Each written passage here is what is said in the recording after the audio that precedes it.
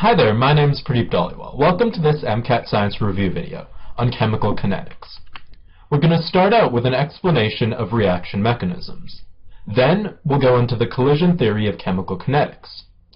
Next, you'll learn to understand reaction coordinates, and finally, a little bit about the factors that make up reaction rate.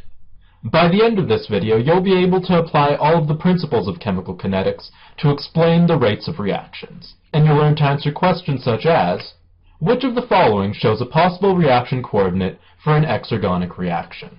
Chemical equations, which you're probably already familiar with, simply describe an overall chemical reaction, such as this example shown here between molecules A and B, whereas the mechanism shows the actual pathway of that reaction, usually a bit more complex than the overall equation.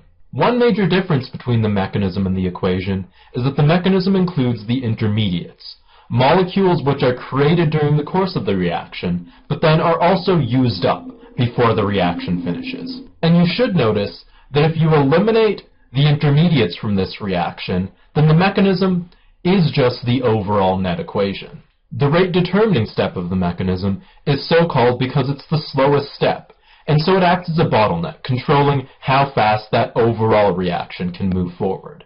And the rate determining step can only be determined experimentally, and so on test day, it will always be given to you. The collision theory of chemical kinetics states that the rate of a reaction is proportional to the rate at which the molecules in that reaction collide.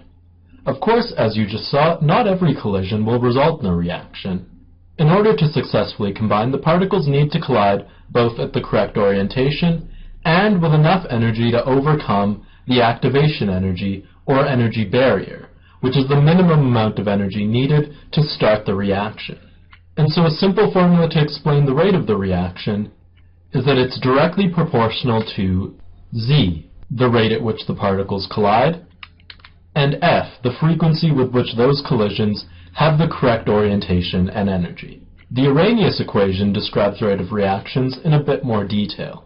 In this equation, we see that K, which is equal to the rate of reaction, is directly proportional to A, also known as the frequency factor, which is essentially the same as Z in the previous equation. It's also inversely proportional to EA, or the activation energy of that reaction, and directly proportional to both the universal gas constant and the temperature at which that reaction takes place. Reaction coordinates are graphs that show the free energy of the components of a reaction as that reaction proceeds forward. On the left side, you have the free energy of the reactants, and on the right, you have the free energy of the products. The difference is the delta G of that reaction.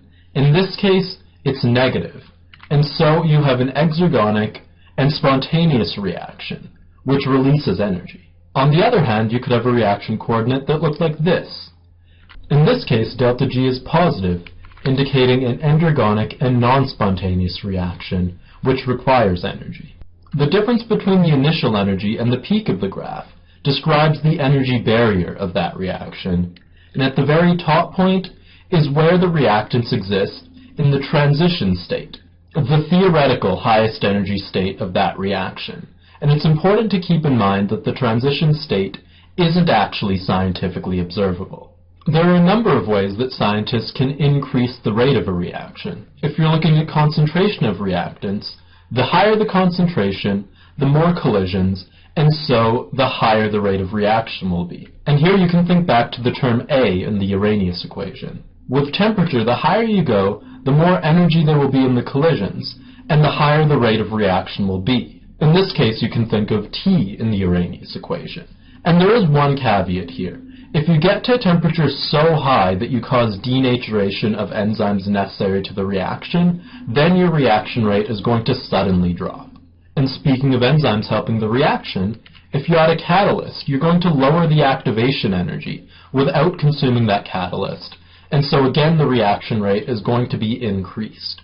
In this case, you should be thinking of the term EA in the Arrhenius equation. And finally, changing the medium can have an effect on the rate of reaction. Generally, polar solvents will weaken bonds and increase the rate of a reaction. But there's no simple direct way to quantify how much this will change the rate of a reaction.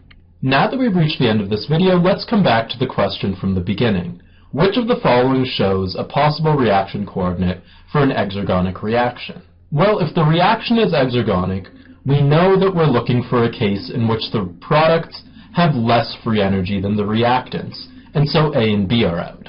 And we should also know that reactions always have a positive activation energy, and so D is out, which leaves us with answer choice C. With the information from this video, you should be able to fill in this chart. If a scientist wanted to identify the intermediates in a reaction, they would want to find the molecules that appear in the mechanism, but not in the overall equation. If they want to identify an endergonic reaction, they'd look for a reaction with more free energy in the products, or a delta G of greater than 0. If they want to find an exergonic reaction, they would look for one with less free energy in the products, or with a delta G of less than 0. If they want to find the rate of a reaction, they would first identify the rate determining step, and then apply one of the two rate formulas.